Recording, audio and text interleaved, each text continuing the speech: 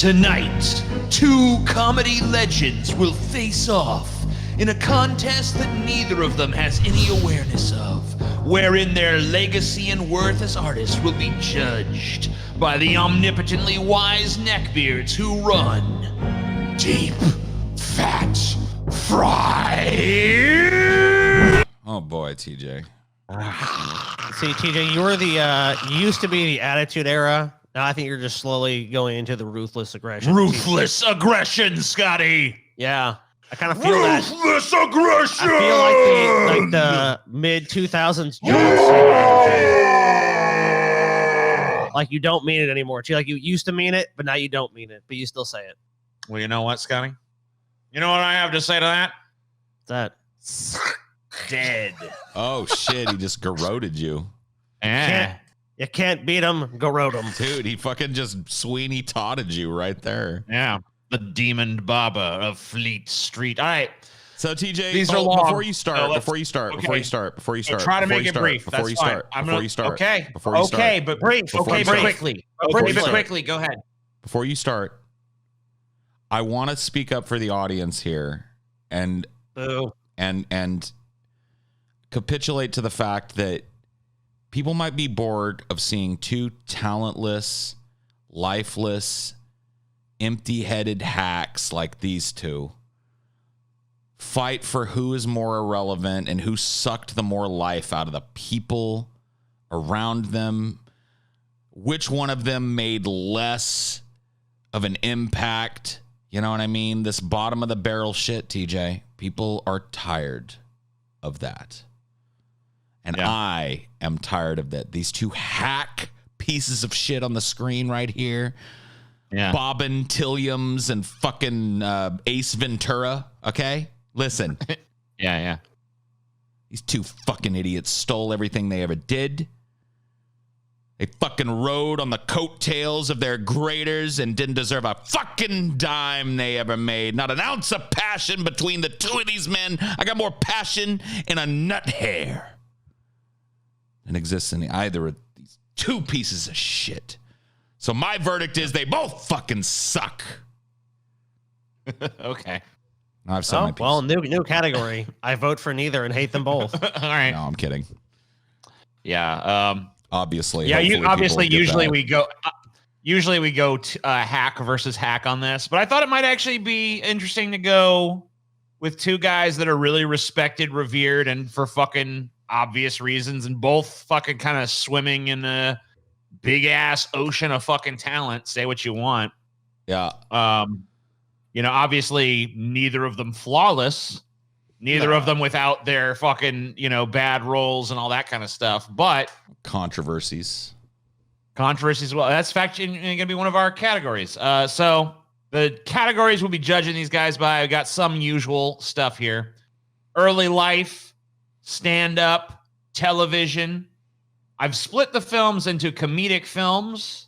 Then we're going to do the controversy section. Then we're going to look at their dramatic performances. So, cool. And then there will be a mystery category. Whoa. Oh, shit. It even says in the document here, mystery category. So I don't even know it. That's only up in here. You guys don't get to know that until it's time. Because I don't want you thinking about it just yet. And hopefully you don't forget. But just remember, there will be a mystery. I'm a little concerned you're going to forget the mystery category. Oh, I'll just make it up when I get there. Don't worry. Okay, good. Don't worry, Scotty. All right. Robin McLaurin Williams. Look at that forehead, dude. I know. Kid is huge. Or maybe his mom is just real small. Was born in Chicago, Illinois on July 21st, 1951 to Robert Fitzgerald Williams and Lori McLaurin. His father was a senior executive for Ford. His mother was a model. Robin had two older half-brothers, a paternal brother named Robert and a maternal brother named McLaurin. Although Williams' parents cared for him, he was mostly raised by his family's various maids and servants. Rich kid. He did impressions and tried to make his parents laugh in order to get their attention. Please, so rich kid, yep, basically. But unlike Jeb, actually able to find ways to make people clap other than begging them. Right. Yes. Please clap. In 1963, the Williams family moved after Robert to Detroit, was transferred by Ford. The family moved into a 40-room palatial estate on 20 acres of land in Bloomfield Hills, Michigan. So I did not know he came from a lot of money. Robin Williams came from serious money. Yes, he did. Dad's an executive for Ford. Mom's a model. I mean, there's a lot of money involved in that. So Williams attended Detroit County Day School when he was on the wrestling team, served as class president. When Robin turned 16, his father took early retirement and moved the family to Tiburon, California. Wait a minute. Yeah. You skipped over a huge part of Robin Williams' fucking history, TJ. I did. Yeah, go ahead. At this age, before 16, he was a founding member of the Dead Poets Society. Right. Okay. Anyway, Robin moved to God damn it, Paul! You made me lose my fucking Tiburon, California. I'm sorry. I made you lose your place in your incomplete and shoddily thrown together research document, TJ. I'm sorry. Yes. I mean, no I can't have the every Dead Poets. No mention. Yeah, I mean, I believe assuredly not a document TJ himself put together as well. California, where Robin attended Redwood High School. At graduation, Robin was voted by his classmates most likely not to succeed and funniest. After high school, Robin went to college for political science, but dropped out to pursue acting. He became a student for 3 years at the College of Marin in Kentfield, California. He would perform in various plays, such as Oliver, where he played Fagin. Fagin is like the first three letters of that. First three letters of that are F-A-G, Scotty. That's pretty funny, huh? Fagin is a big role in that play. He's like one of the kids that works for the boss of the alley or whatever. He's like a little roustabout kid. This is not from 1973, but in 1973, Robin received a full scholarship to Juilliard School of Performing Arts in New York City. As one of only 2 students accepted into the school's advanced program alongside Christopher Reeves. The two remained great friends until Reeves died in 2004. That's why you're seeing this picture here. Sure. During his junior year, Robin was basically told by his teachers that he was too good and that there was nothing more the school could teach him. Whatever. After this, Robin began his stand-up and acting career. Go forth, Robin, for you are perfect in all ways. I'm seeing the biopic, and like he's in the class, and like the professor's like, Robin, there's nothing left to teach you.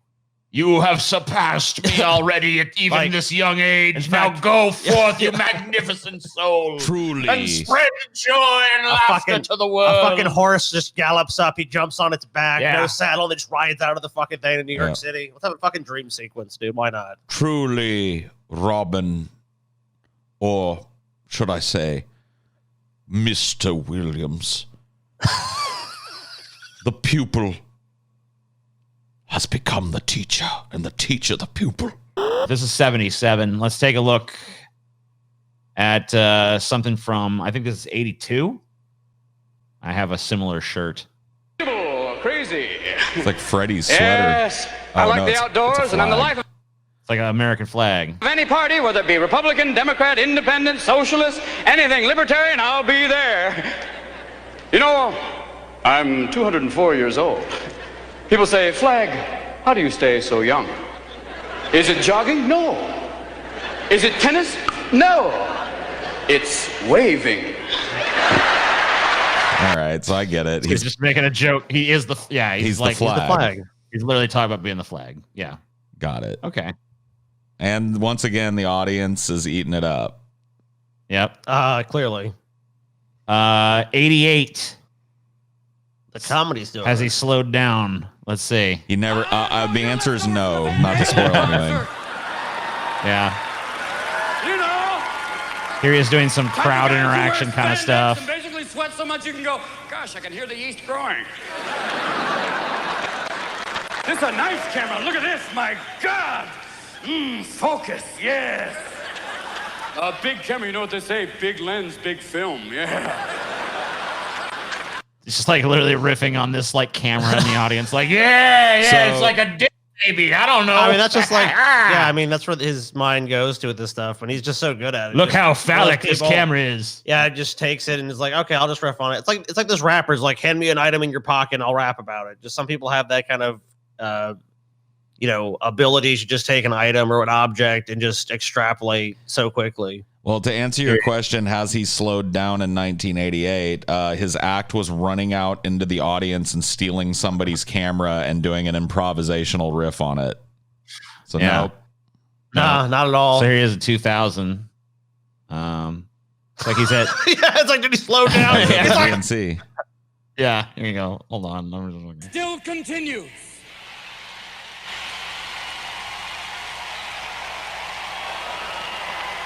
I don't know how. How does that happen? At one point, they were asking to basically sanction and say that armor-piercing bullets are okay for hunting. Why? Is there some kick-ass moose out there in Kevlar going, bring it on, baby? I mean, it's pretty much the same act with the same energy level, just like non-stop riffing on whatever fucking subject enters his head at any given time. And you gotta Kinda understand too, like we're jumping in the middle 5 minutes into this act where he's played people up and brought them to his speed and then just keeps them at constant laughter. Like, yeah, I mean, it's less funny when you're not in the midst of the act. You know what I mean? Like sure. He's very good at bringing the audience along on this kind of raucous journey with him. And I mean, the thing too about like Robin Williams as a comedian is like his comedy was not usually centered around building up to some like really big joke like a lot of comedians are. It was just like really a non-stop like joke. it almost felt like he updated joke. like the one-liner to make it just, like because he just had so many quips in his act, and it was just like off the top of his fucking head too. He was so great at that. I mean, a lot of the shit he's doing is not even like traditionally a joke. Yeah. Like there's not like a build up and a punchline to a lot of what he's doing. It's a constant freeform stream of observational humor and very evocative visual humor that never stops.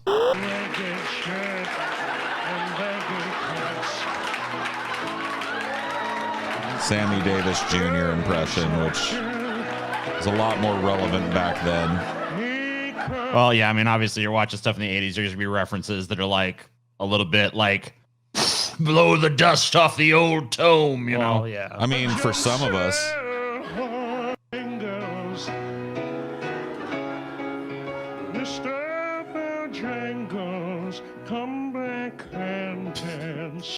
so you can see that like definitely like a similar fucking level of energy, but not like a free form stuff. This is way more like this is rehearsed. This obviously. has been perfected. This has been rehearsed. Oh yeah. This has been like torturously like fussed over and stuff and perfected and brought to this place where he's like really what like he was really known for, especially as a stand-up, was like this like full body impersonation and like actually like mimicking the face of the person, because he had that like like the rubber. Clint Eastwood face and shit. Yeah, like he would do the Clint Eastwood impression where I don't know if we'll probably maybe it's if you see him on like late night shows in this time period, he would do a lot of shit like that, and he'd like his face would instantly just change. All right, Sky, what do you think of what's your impression of Popeye, the movie with Robin Williams?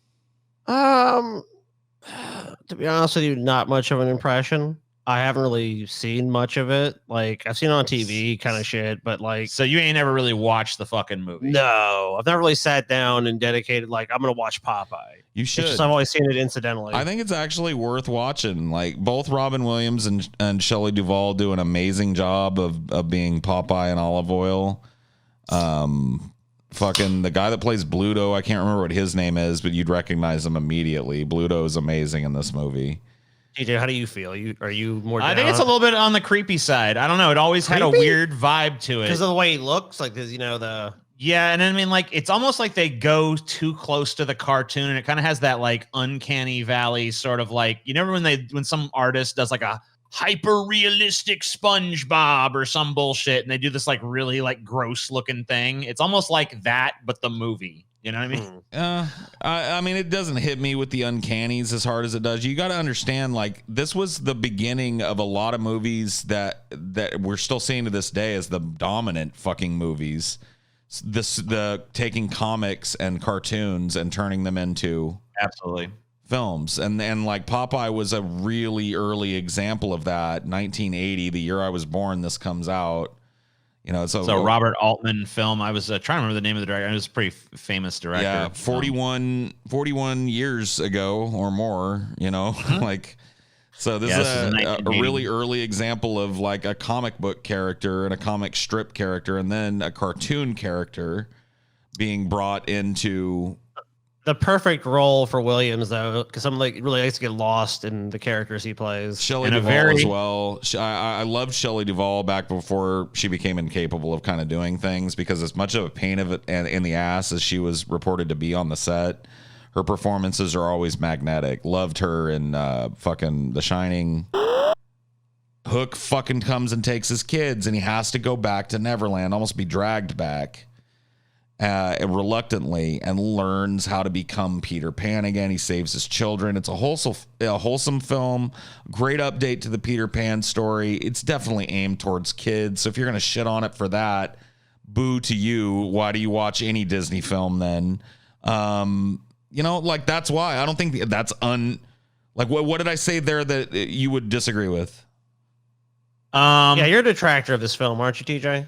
Are you not? I don't think it's that bad. Yeah, I'm not like an ardent defender like Paul, right, but it's like got its problems. I've enjoyed it. Before I move on, I'll give you a problem. It does drag at some points. I would say the problem takes 3 words to say. Rufio.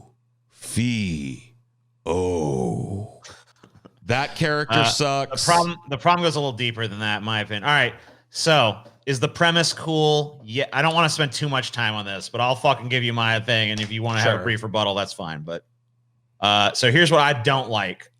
The premise is cool. I agree with that. That was what I think was the hook of Hook was like Peter Pan's grown up and he's forgotten. Yeah, he has to learn to be Peter Pan. It was a nice twist. Yeah, cool. Like that. That's fine. Hook and Shmee or Smee, they're fucking fine. They're good. They're fun to watch. They're not amazing. They're fun, but they're not like, whoa. They're pretty fun.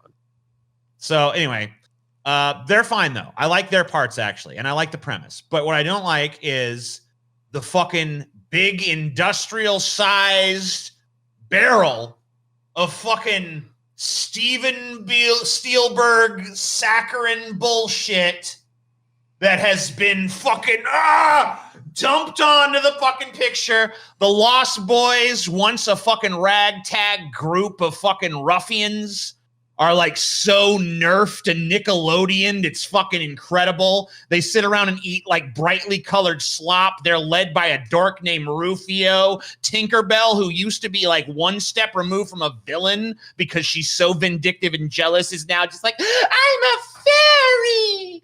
I mean, it sucks ass. It sucks ass. That's my critique. Oh my God. TJ's fucking salty fucking critiques reveal themselves to be empty and hollow and shallow. Empty and hollow and shallow. Absolutely. I was enjoying the world. The basis for this film? The basis for this film is the original Walt Disney retelling of the original folktale of Peter Pan. Look at the Lost Boys in that movie. Look at the Lost Boys in that movie compared to this. The Lost Boys in that movie are what would have. This was made in the fucking early 90s. So when it was made for the kids. Brutal. And in fact, in the original source material, it even implies that the Lost Boys kill each other when they get too old. So, you know. All right. I'm not. Well, yeah, let's be honest. The fucking cartoon that this is based around. Sure. Fair enough. Right. I could see that point. I mean, come on. Yeah. Because let's look at anything that was inspired by a fucking Brothers Grimm fairy tale and talk about it. Although I don't know that Peter Pan was a Brothers It Grimm wasn't. fairy It tale. was. Isn't it based on a book? It's based on some. I'm just saying, like, Harry or I can't remember his name, but the whatever. difference between source material and expression in the modern age is often, and like, you can't just lean on that and say this movie sucks because of that. Number one, your love for fucking Tinkerbell. Let's be honest, TJ. Let's strip away the layers of this fucking potato. Your love for Tinkerbell is because you want to fuck Tinkerbell, and you don't really want to fuck the Julia Roberts Tinkerbell, and that because she's not feisty enough, and she's not spicy enough, and she's not busty and chesty and assy enough. Oh, TJ, you're sitting there nodding your head no, but you know I've reached the core of the crux of that. Nodding my head no. That's not even a thing. Oh, fuck you. No. You've jerked This off is to a the nod. idea of Tinkerbell fucking grabbing onto your That is dick and jerking immaterial. off. That's immaterial. As true as that may be, it has nothing to do with this critique.